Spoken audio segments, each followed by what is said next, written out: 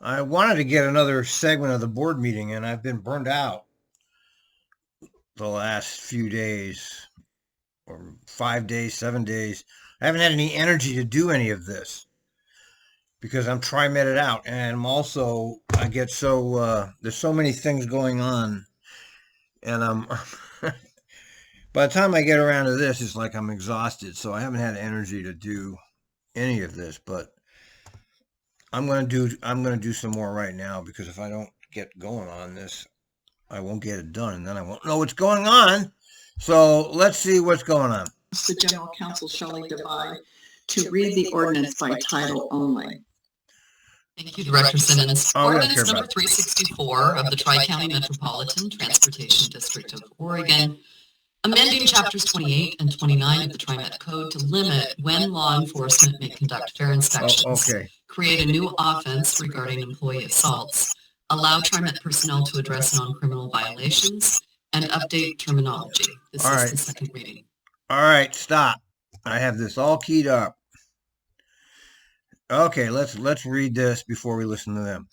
The Reimagined Public Safety Initiative and other previous board actions related to system safety reflect the need for a layered approach to safety. A layered approach to safety, and considers a wide range of strategies. Oh, my heavens. Informed by significant public outreach over the last several years, TRIMET has launched a low-income fare program. Yes. Decriminalize fare evasion? Not really, and I'll tell you why. Because if you don't settle your ticket with TRIMET using their internal system, where you don't get a hearing when you settle your fare evasion or whatever ticket you have with TRIMET. But they do have the options where you can do community service or buy a hop. I don't know. They have other things that you can do. But if you don't comply with that, it does go to the court. So that's not exactly true. They don't tell you that. You decriminalize fare evasion if you settle your infraction with TRIMET. If you don't settle your infraction with TRIMET, it goes to the court and it's criminal. Increase the number of non-law enforcement personnel on the system. I don't know where they are, but they're not on the buses. Execute a new contract with the sheriff. Yes, but that's just window dressing. Conducted trainings for staff on anti-racism, cultural competency, mental health, and de-escalation.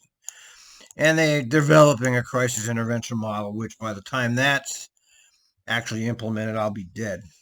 I don't know. You know, that could be done tomorrow. Yeah, I don't know what. They just don't want to do it is what that's all about. So they just drag it out. TRIMET has also reviewed the TRIMET Code to determine whether the code should be modified to further TRIMET's efforts to make a balanced and holistic approach to security. A holistic approach to security. What do you think of that, Rippy? A holistic approach. Okay, based on that review, Ordinance 364 proposes several changes. Okay. A, prohibits police officers for asking for proof of payment. Well, guess what? This is not exactly true. But let's read what they have to say. Ordinance 364 codifies current policy and prohibits police officers from asking for proof of payment unless authorized by the King of TRIMET. All hail the Neil Sam the Dessous. He can say you can do it. So all he's got to do is say, yeah, you can do it. So there's really, they're not prohibited because he can just say do it. This will remove law enforcement from direct involvement in fare inspection. Well, guess what, folks? They don't do the fare inspection, but they're standing right there when the TRIMET people do the fare inspection. Okay, so if you don't cooperate with the TRIMET, then the cop will get you. So that's a fake. The ordinance provides clarity with respect to police activities indirectly related to fare inspection. While police may not generally conduct fare enforcement, see now here you already got a legal loophole. While police may not generally conduct fare enforcement, you see, there's a loophole right there. Police may continue to be present during fare. So they're right there. So they can't ask you for the ticket. But if you don't do what you're told, they'll get you. So it's a fake.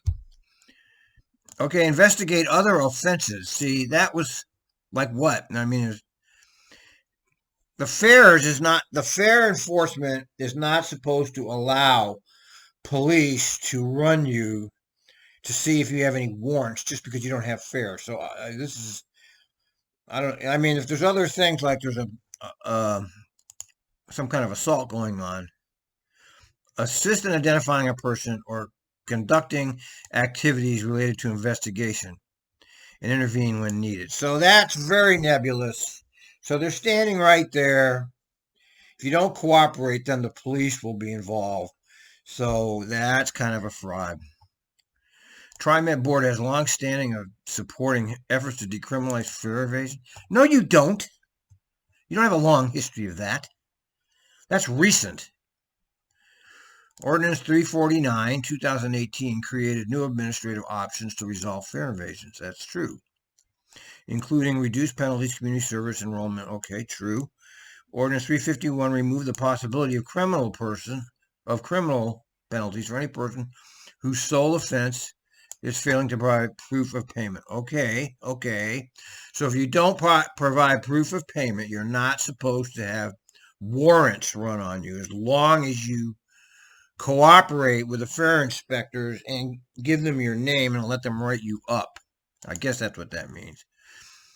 Consistent with previously the police would use, we know what this is. This is a method to provide cattle, being people, into the meat grinder, which I call the police to prison pipeline. Okay, that's what this is really about. It's a population control measure. Okay, that's what the fares really are about. It's not about them needing the money. This is a way to keep the population under control, and we know that. Just like the drug laws, we have actual evidence in Nixon's own words that he started the drug war because he wanted the hippies and the blacks put in jail. So I mean, it was all based on one man and all of the people around him wanted to get these hippies and these black people. Additionally, wait a minute, I missed something. The ordinance would establish that in case of security systems situation that may require police involvement, the general manager may authorize police based on a safety need. I don't know how you can say paying your fare has anything to do with safety. Okay, it doesn't. Okay, safety is like you have crazy people on the train doing crazy things, and we hear it all day long on the buses. That's the safety problem.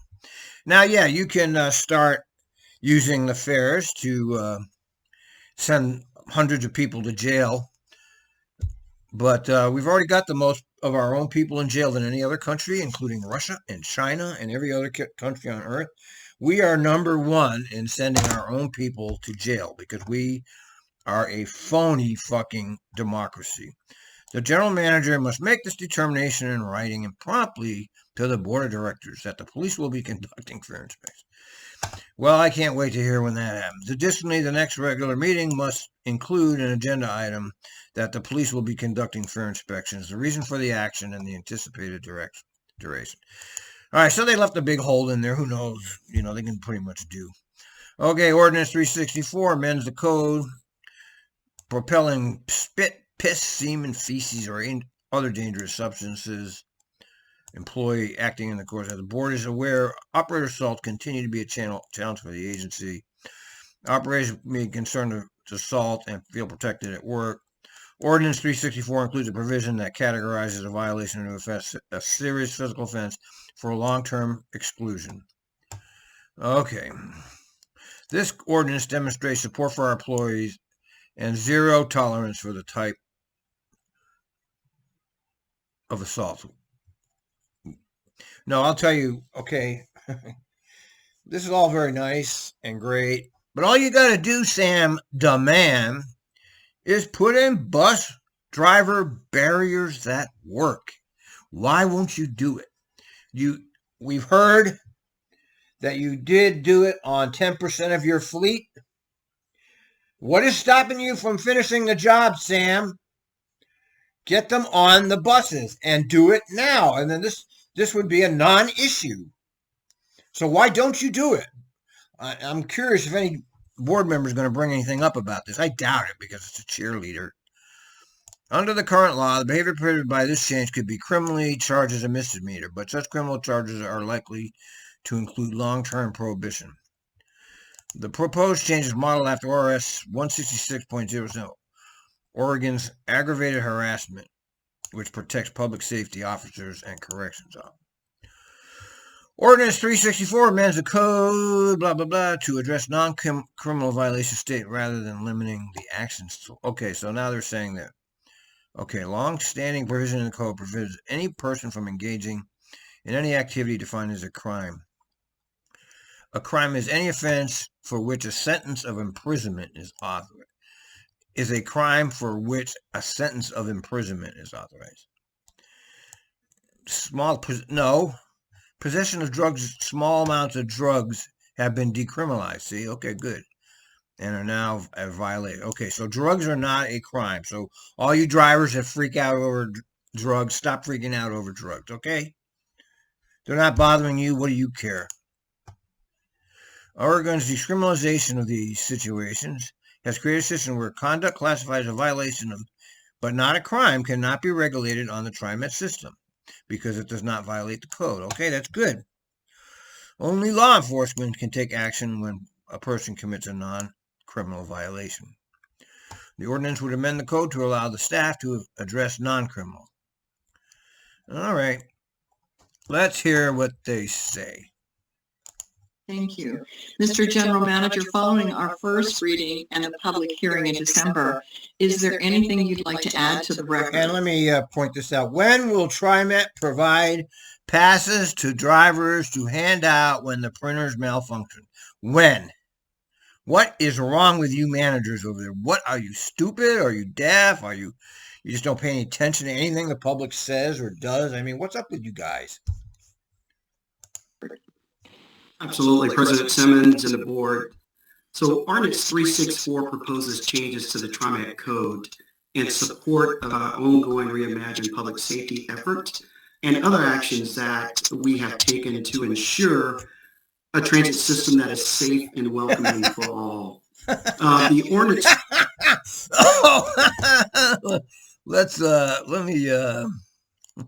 Let me just play a few things from your recent transit system here, because there's some great stuff going on the system, and I happen to have it.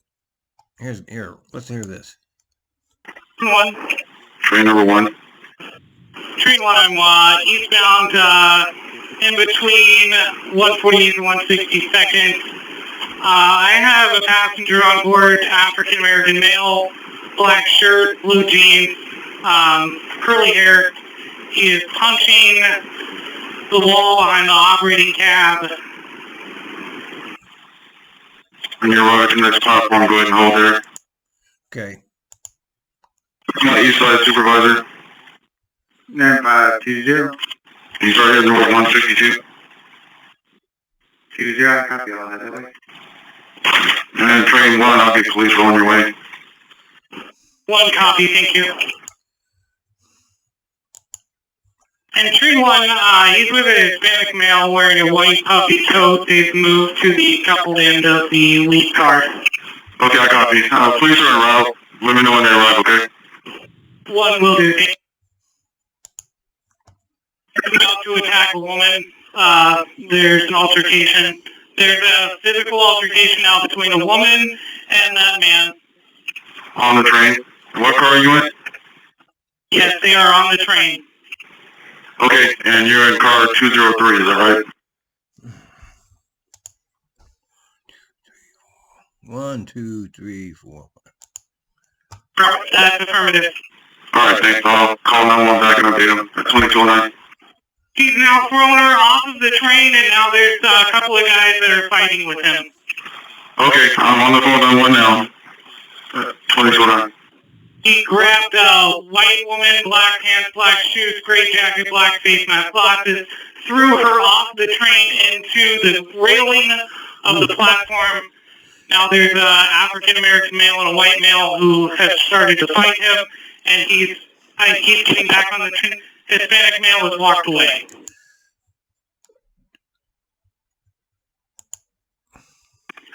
It appears that the Hispanic male has a gun. He's on the sidewalk to the right of the train. He has a gun. 942. All right, we don't need to hear any more of that, but that's okay. Oh, by the way, let me show you this. I'm going to play a clip from Chris Day here. Okay, where is it? Fuck the moon. Okay, here's by the way. Let me show you this. These are the look at this barrier now. This is the barrier they're installing on Tempers. Now see this? You cannot reach around here and throw shit at it. There's this little opening here, but you can't. I mean, you probably could, but it's not going to be easy to throw anything at a driver here. This is a barrier that works. Why aren't these on the buses immediately? Oh, wait a minute. Okay, here's the call. 9112. Oh no. 136. We don't care about it. Here's the call. 935. 935. I got a customer contact. What's going on? What just makes me? You said somebody just maced you? Correct. Alright. Do you need medical? I need water. I need something. Alright, copy. We're getting somebody to you right away. Is the person still there that maced you? Oh, I can't see right now. Hold on. I'm going to run. Could you talk to him? 935. All right. There you go. There's your safety, folks. Okay. And this is mayhem out here. I mean, I spend significant amount of time every day listening to this. And it's just mayhem. It's complete mayhem out there. And it's getting worse and worse, and drivers are leaving so many people in the ditch, and every time they leave somebody in the ditch, you know, there's one more enemy. So it's they're in a war right now, and they're in a descending octave. Oh, I need some water. It's all nice to have the nice TRIMET code amended. But what you need are barriers that work. That's what you need. Okay?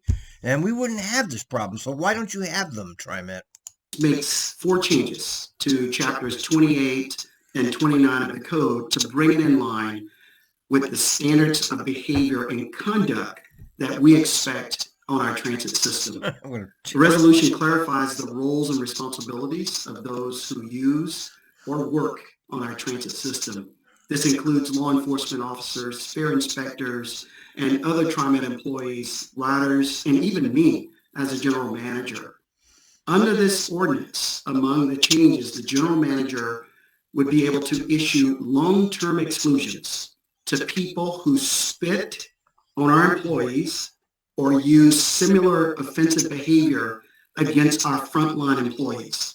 And I want to assure our operators, our supervisors, and our security staff, and then other frontline employees who work in the field, that if this ordinance is adopted by the board today, I fully, as a general manager, intend to use the authority it grants me. Thank you. All hail the king of TRIMET, Thank you, Mr. General Sam Manager Dessou. Dessou. I will now pose the question to the board. Are there any comments or further discussion regarding ordinance 364? There are no hands raised. Okay, I will ask the General Counsel, Shelley Devine, to hold the roll call. Thank you, President Simmons. I'll start with Director Baumann. Yes. Director Edwards. Yes. Director Gonzalez. I vote aye. Director Lewis. Yes. Director Kim. Yes, from me. Director Way. Court. Yes. And Director Simmons. Yes. Everybody voted yes except Ozzy, and he voted aye. Attaboy, Ozzy. Ordinance 364 passes unanimously. That's it. No discussion? Thank you. The ordinance is now adopted. So now we're going to go up. That's it. No discussion at all, folks. Okay, well. I already read you the ordinance, and we discussed it without their discussing it. This is a very complicated topic here. You know, you have to remember, I don't want to talk about. It's a complicated topic because what's happening in the society is being reflected on the buses, okay? As our society is crumbling around us, and our so-called leaders, who are nothing but sociopaths and psychopaths, ignore the problems, the society collapses, and desperate people do desperate things. And that's what's happening. So I would encourage anybody who actually hears this, if you're an operator, mind your own damn business. And don't piss off people, okay? Don't say anything. Don't become the target of these dispossessed people. Okay, most people get on a bus, they don't care about you at all. Okay, they're not thinking about you. They get on the bus, they want to go somewhere. They're not thinking about the driver, and you don't want them to think about you. Okay, you don't want them to notice you. The best bus drivers are the ones that are not noticed. You're doing your job and minding your business. Don't make enemies out there. That's what I'm saying. Over and out.